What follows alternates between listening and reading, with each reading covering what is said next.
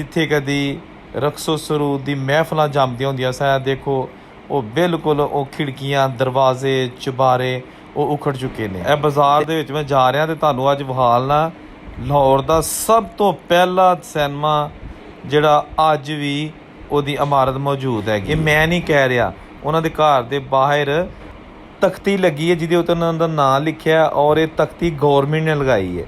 Government ਦੇ ਕਾਗਜ਼ਾਂ ਦੇ ਮੁਤਾਬਕ ਮੈਡਮ ਨੂਰ ਜਹਾਂ ਇਸ ਘਰ ਦੇ ਵਿੱਚ 3 ਸਾਲ ਰਹਿ ਚੁੱਕੀ ਹੈ। ਲਓ ਜੀ ਦੋਸਤੋ, ਇਹ ਕੁਝ ਲਿਖਿਆ ਹੈ ਹਿੰਦੀ ਦੇ ਵਿੱਚ ਜਾਂ ਪੰਜਾਬੀ ਹੈ।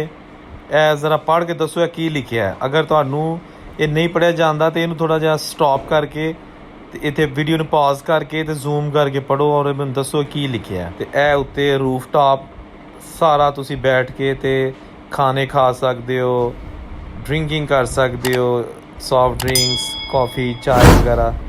ਇਹ ਸਾਰਾ ਏਰੀਆ ਇਹ ਬਾਜ਼ਾਰੇ ਹੁਸਨ ਦਾ ਸੀ ਜਿੱਥੇ ਕਦੀ ਰਕਸੋ ਸਰੂਦ ਦੀਆਂ ਮਹਿਫਲਾਂ ਜੰਮਦੀਆਂ ਹੁੰਦੀਆਂ ਸਨ। ਲੇਕਿਨ ਅੱਜ ਬੜੀ ਖੁਸ਼ਾਇਨ ਚੀਜ਼ ਹੈ ਕਿ ਇਹਨੂੰ ਇੱਕ ਟੂਰਿਸਟ ਸਟਰੀਟ ਬਣਾ ਦਿੱਤਾ ਗਿਆ ਔਰ ਇੱਥੇ ਰੋਸ਼ਨਾਈ ਗੇਟ ਇਹਦੇ ਬਿਲਕੁਲ ਦੂਸਰੀ ਸਾਈਡ 'ਤੇ ਬਾਦਸ਼ਾਹੀ ਮਸਜਿਦ, ਸ਼ਾਹੀ ਕਿਲ੍ਹਾ ਵਗੈਰਾ ਹੈ।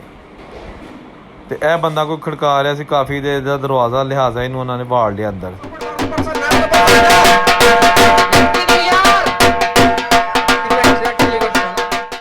अस्सलाम वालेकुम दोस्तों, मैं इस वीडियो 'ਚ ਅੱਜ ਤੁਹਾਨੂੰ ਦਿਖਾਵਾਂਗਾ ਕਿ ਲਾਹੌਰ ਦਾ ਸਭ ਤੋਂ ਪੁਰਾਣਾ ਸਿਨੇਮਾ ਉਹਦੀ ਬਿਲਡਿੰਗ ਅੱਜ ਵੀ ਮੌਜੂਦ ਹੈ। ਜੀ ਹਾਂ, ਮੈਂ ਜਾ ਰਿਹਾ ਟੰਗਸਾਲੀ ਗੇਟ ਜਿਹਨੂੰ ਕਿਹਾ ਜਾਂਦਾ ਹੈ ਬਾਜ਼ਾਰੇ ਹੁਸਨ।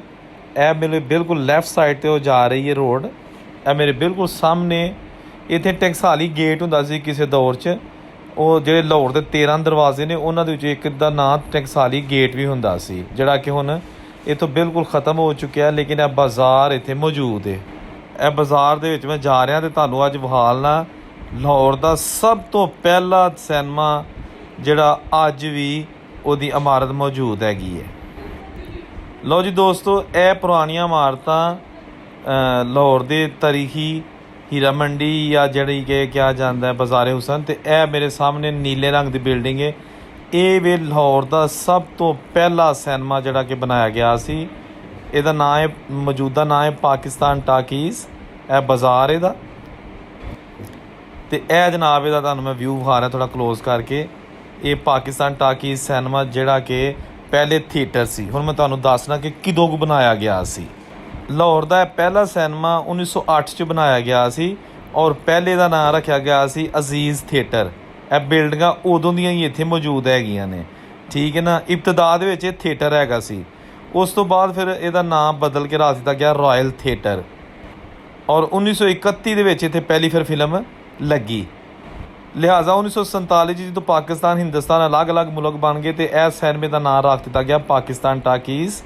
ਤੇ ਇਹ ਜਨਾਬ ਦੇਖੋ ਅੰਦਰ ਤੇ ਮਾਹੌਲ ਹੈ, ਬੋਰਡ ਜਿੱਥੇ ਪੋਸਟਰ ਲੱਗਦੇ ਹੁੰਦੇ ਸਨ ਰਾਈਟ ਸਾਈਡ 'ਤੇ ਫਿਲਮਾਂ ਦੀ ਝਲਕੀਆਂ ਔਰ ਸਾਹਮਣੇ ਹਾਲ ਹੈਗੇ ਨੇ। ਇਹ ਬਿਲਡਿੰਗ ਹੁਣ ਬਿਲਕੁਲ ਅਬੈਂਡਨ ਟਾਈਪ ਹੋ ਚੁੱਕੀ ਹੈ। ਲਾਹੌਰ ਦਾ ਤਾਰੀਖੀ ਬਾਜ਼ਾਰੇ ਹੁਸਨ ਜਿਹੜਾ ਕਿ 400 ਸਾਲ ਤੋਂ ਵੀ ਜ਼ਿਆਦਾ ਪੁਰਾਣਾ ਇਹਦੀ ਤਾਰੀਖ ਹੈਗੀ ਹੈ। ਇੱਥੇ ਅੱਜ ਕੱਲ੍ਹ ਰੌਣਕਾਂ ਬਿਲਕੁਲ ਖ਼ਤਮ ਹੋ ਚੁੱਕੀਆਂ ਨੇ ਔਰ ਜੁੱਤੀਆਂ ਦੇ ਕਾਰਖਾਨੇ ਲੱਗ ਚੁੱਕੇ ਨੇ, ਲੇਡੀਜ਼ ਸ਼ੂਜ਼ ਬਣਾਏ ਜਾਂਦੇ ਨੇ ਔਰ ਇਹ ਮੇਨ ਬਾਜ਼ਾਰ ਦੇ ਵਿੱਚ ਵੇਚੇ ਜਾਂਦੇ ਨੇ, ਠੀਕ ਹੈ ਨਾ। ਲੇਕਿਨ ਇਹ ਪੁਰਾਣੀਆਂ ਯਾਦਾਂ ਇੱਥੇ ਅੱਜ ਵੀ ਮੌਜੂਦ ਹੈਗੀਆਂ ਨੇ ਜਿੱਥੇ ਕਦੀ ਰਕਸੋ ਸਰੂਦ ਦੀ ਮਹਿਫਲਾਂ ਜੰਮਦੀਆਂ ਹੁੰਦੀਆਂ ਸਨ। ਦੇਖੋ ਉਹ ਬਿਲਕੁਲ ਉਹ ਖਿੜਕੀਆਂ, ਦਰਵਾਜ਼ੇ, ਚੁਬਾਰੇ ਉਹ ਉਖੜ ਚੁੱਕੇ ਨੇ। ਤੇ ਇਹ ਬਿਲਡਿੰਗ ਜਿਹੜੀ ਤੁਸੀਂ ਦੇਖ ਸਕਦੇ ਹੋ ਇਸ ਵੇਲੇ ਸਕਰੀਨ 'ਤੇ, ਇਹ ਸਰ ਗੰਗਾ ਰਾਮ ਟਰੱਸਟ ਦੀ ਬਿਲਡਿੰਗ ਹੈਗੀ ਹੈ। ਯਾਨੀ ਕਿ ਗੰਗਾ ਰਾਮ ਜਿਹੜੇ ਟਰੱਸਟ ਬਣਿਆ ਇੱਥੇ ਲਾਹੌਰ ਦੇ ਵਿੱਚ, ਗੰਗਾ ਰਾਮ ਹੌਸਪੀਟਲ ਹੈ, ਉਹਨਾਂ ਦੀ ਬਿਲਡਿੰਗ ਹੈ। ਲਿਖਿਆ ਵੀ ਹੈ ਕਿ ਪ੍ਰਾਪਰਟੀ ਹੈ ਜਿਹੜੀ ਹੈਗੀ ਹੈ एक गंगा राम हॉस्पिटल के नाम वक्फ है और इसका लेन देन या इन्हें ख़रीदो फरोख्त इसकी नहीं की जा सकती, ये लिखी हुई है। ये बिल्डिंग गंगा राम हॉस्पिटल की मलकियत है। लेकिन किसी दौर में यहाँ पर जनाब मुजरा हुआ करता था और सारी इमारत जो है ना आज खाली पड़ी हुई है, इस काबिल नहीं कि यहाँ पर रहाइश रखी जाए।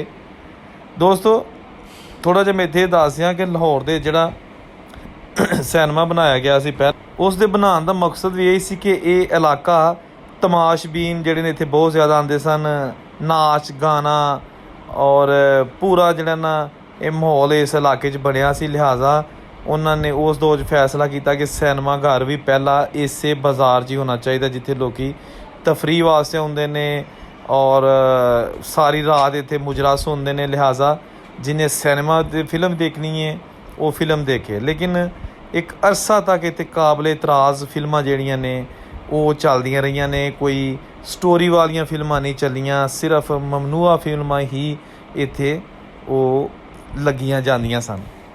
ਲਿਹਾਜ਼ਾ ਇਹ ਸਿਨੇਮਾ ਹੁਣ ਬਿਲਕੁਲ ਬੰਦ ਹੋ ਚੁੱਕਿਆ ਹੈ ਔਰ ਕਿਸੇ ਵਕਤ ਵੀ ਇਹਦੀ ਬਿਲਡਿੰਗ ਜਿਹੜੀ ਗਿਰ ਸਕਦੀ ਹੈ ਜਾਂ ਇਹਨੂੰ ਢਾਇਆ ਜਾ ਸਕਦਾ ਹੈ। ਫਿਲਹਾਲ ਇੱਥੇ ਕਾਫੀ ਅਰਸਾ ਹੋ ਗਿਆ ਕੋਈ ਫਿਲਮ ਨਹੀਂ ਚੱਲ ਰਹੀ।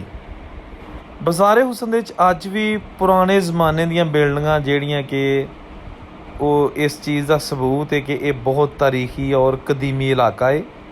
ਬਿਲਕੁਲ ਇਹਦੇ ਕੋਲ ਸ਼ਾਹੀ ਕਿਲ੍ਹਾ, ਬਾਦਸ਼ਾਹੀ ਮਸਜਿਦ ਔਰ ਨੇ ਅੱਜ ਕੱਲ੍ਹ ਇੱਕ ਅਤੇ ਇਹ ਜਨਾਬ ਤੁਸੀਂ ਦੇਖੋ ਪੁਰਾਣੀਆਂ ਨਿਸ਼ਾਨੀਆਂ, ਬਾਲਕੋਨੀਆਂ ਬਣੀਆਂ ਲੱਕੜ ਦੀਆਂ। ਅਤੇ ਅੱਜ ਇਹ ਬਿਲਕੁਲ ਤਬਾਹੀ ਵੀਰਾਨੀ ਇੱਥੇ ਛਾਈ ਹੋਈ ਹੈ ਔਰ ਜਿੰਨੀਆਂ ਵੀ ਇੱਥੇ ਤਵਾਇਫਾਂ ਸਨ ਜਾਂ ਡਾਂਸਿੰਗ ਗਰਲਜ਼ ਉਹ ਲਾਹੌਰ ਦੇ ਪੋਸ਼ ਏਰੀਆਜ਼ ਦੇ ਚਲੀਆਂ ਗਈਆਂ ਨੇ। ਅਤੇ ਇਹ ਇਲਾਕਾ ਜਿਹੜਾ ਕਿ ਬਹੁਤ ਹੀ ਜ਼ਿਆਦਾ ਬਦਨਾਮੇ ਜ਼ਮਾਨਾ ਇਲਾਕਾ ਹੈ, ਇੱਥੇ ਹੁਣ ਕਾਰੋਬਾਰ ਹੋ ਰਿਹਾ ਹੈ। ਕਾਰੋਬਾਰ ਕਿਹੜਾ ਹੋ ਰਿਹਾ ਹੈ? ਸ਼ੂਜ਼ ਦਾ। ਜੁੱਤੀਆਂ ਬਣਦੀਆਂ ਨੇ ਔਰ ਜੁੱਤੀਆਂ ਵਿਕਦੀਆਂ ਨੇ ਕਿਉਂਕਿ ਇੱਥੇ ਚਾਰੋਂ ਤਰਫ ਹੁਣ ਜਿਹੜਾ ਨਾ ਉਹ ਰਹਾਇਸ਼ੀ ਜਿਹੜੇ ਨੇ ਇਮਾਰਤਾਂ ਉਹਨਾਂ ਦੇ ਵਿੱਚ ਫੈਮਲੀਜ਼ ਰਹਿ ਰਹੀਆਂ ਨੇ ਔਰ ਜਿਹੜੇ ਧੰਦਾ ਕਰਨ ਵਾਲੀਆਂ ਫੈਮਲੀਜ਼ ਹੈਗੀਆਂ ਸਨ ਉਹ ਇੱਥੋਂ ਜਾ ਚੁੱਕੀਆਂ ਨੇ। ਦੋਸਤੋ ਐਸੇ ਹੀ ਸਿਨੇਮਾ ਦੇ ਬਿਲਕੁਲ ਆਪੋਜ਼ਿਟ ਮੈਡਮ ਨੂਰ ਜਹਾਂ ਦਾ ਵੀ ਘਰ ਹੈਗਾ ਏ ਜਿੱਥੇ ਉਹ 3 ਸਾਲ ਰਿਹਾਇਸ਼ ਪਜ਼ੀਰ ਰਹੀਆਂ ਨੇ।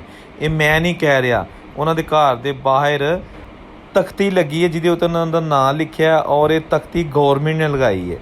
ਗੌਰਮੈਂਟ ਦੇ ਕਾਗਜ਼ਾਂ ਦੇ ਮੁਤਾਬਕ ਮੈਡਮ ਨੂਰ ਜਹਾਂ ਇਸ ਘਰ ਦੇ ਵਿੱਚ 3 ਸਾਲ ਰਹਿ ਚੁੱਕੀਆਂ ਨੇ ਔਰ ਉਸ ਤੋਂ ਬਾਅਦ ਇਹ ਪ੍ਰੋਪਰਟੀ ਉਹਨਾਂ ਦੀ ਮਲਕੀਅਤ ਸੀ ਔਰ ਉਹਨਾਂ ਨੇ ਇੱਥੇ ਜਿਹੜੀਆਂ ਨੱਚਣ ਗਾਉਣ ਵਾਲੀਆਂ ਐਸੀਆਂ ਖਵਾਤੀਨ ਸਨ ਜਿਹੜੀਆਂ ਥੋੜ੍ਹਾ ਬੇਸਹਾਰਾ ਸਨ, ਜਿਨ੍ਹਾਂ ਕੋਲ ਰਿਹਾਇਸ਼ ਨਹੀਂ ਸੀ, ਉਹਨਾਂ ਨੂੰ ਫਿਰ ਇਹ ਵਕਫ ਕਰ ਦਿੱਤੀ ਕਿ ਉਹ ਇੱਥੇ ਸਿਰ ਛੁਪਾ ਕੇ ਅਤੇ ਆਪਣੀ ਰਾਤ ਗੁਜ਼ਰ ਬਸਰ ਕਰ ਸਕਣ, ਸੌਂ ਸਕਣ ਇੱਥੇ ਜਦੋਂ ਆਪਣੇ ਕੰਮ ਧੰਦੇ ਤੋਂ ਆਉਂਦੀਆਂ ਨੇ ਅਤੇ ਇੱਥੇ ਉਹ ਰਹਿ ਸਕਣ। ਇਹ ਫਿਰ ਬਿਲਡਿੰਗ ਇਸ ਮਕਸਦ ਲਈ ਇਸਤੇਮਾਲ ਹੁੰਦੀ ਗਈ। ਇਹ ਜਨਾਬ ਮੇਨ ਇਹਦਾ ਟਕਸਾਲੀ ਚੌਕ ਹੈਗਾ ਜਿੱਥੋਂ ਰੋਡ ਫੂਡ ਸਟਰੀਟ ਜਿਹੜੀ ਬਣੀ ਹੈ ਉੱਧਰ ਨੂੰ ਵੀ ਨਿਕਲਦਾ, ਠੀਕ ਹੈ ਨਾ। ਹੁਣ ਮੈਂ ਤੁਹਾਨੂੰ ਫੂਡ ਸਟਰੀਟ ਦਾ ਨਜ਼ਾਰਾ ਕਰਵਾਉਣਾ ਵਾ ਕਿਸ ਤਰ੍ਹਾਂ ਵਰਲਡ ਸਿਟੀ ਵਾਲਿਆਂ ਨੇ ਮਹਿਕਮਾ ਔਕਾਫ ਵਾਲਿਆਂ ਸਾਰਿਆਂ ਮਿਲ ਕੇ ਅਤੇ ਇਹਦਾ ਜਿਹੜੀ ਫੂਡ ਸਟਰੀਟ ਬਣਾਈ ਹੈ, ਪੁਰਾਣੀਆਂ ਬਿਲਡਿੰਗਾਂ ਨੂੰ ਰੈਨੋਵੇਟ ਕੀਤਾ ਹੈ ਪੁਰਾਣੇ ਸਟਾਈਲ ਦੇ ਮੁਤਾਬਕ ਹੀ ਔਰ ਉੱਧਰ ਚੱਲਦੇ ਆ। ਇਹ ਜਨਾਬ ਫੂਡ ਸਟਰੀਟ ਦੀ ਮੇਨ ਗਲੀ ਆ ਗਈ ਜਿਹੜੀ ਕਿ ਅੱਗੇ ਤੁਸੀਂ ਦੇਖੋ ਪੁਰਾਣੀਆਂ ਇਮਾਰਤਾਂ ਮੌਜੂਦ ਨੇ ਔਰ ਪਿੱਛੇ ਬਾਦਸ਼ਾਹੀ ਮਸਜਿਦ ਦਾ ਮਨਾਰ ਵੀ ਨਜ਼ਰ ਆ ਰਿਹਾ। ਇਹ ਪਾਰਕਿੰਗ ਏਰੀਆਜ਼ ਅਤੇ ਇਹ ਉੱਤੇ ਰੂਫ ਟਾਪ ਸਾਰਾ ਤੁਸੀਂ ਬੈਠ ਕੇ ਅਤੇ ਖਾਣੇ ਖਾ ਸਕਦੇ ਹੋ, ਡਰਿੰਕਿੰਗ ਕਰ ਸਕਦੇ ਹੋ, ਸੌਫਟ ਡਰਿੰਕਸ, ਕੌਫੀ, ਚਾਏ ਵਗੈਰਾ।